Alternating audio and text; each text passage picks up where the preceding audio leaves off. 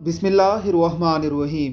क़यामत की छोटी निशानियों में से एक निशानी ये भी है कि अहमक और जाहिल सबसे ज़्यादा खुशुल हाल होंगे।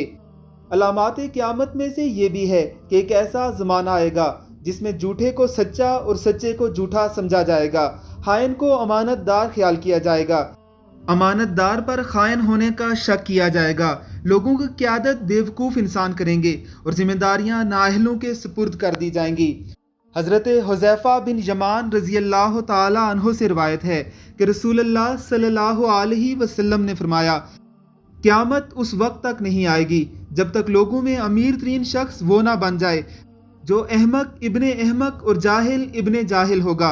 आप सल्लल्लाहु अलैहि वसल्लम ने यह भी फरमाया, करीब है कि दुनिया पर जाहिलों और अहमकों का गुलबा हो जाए।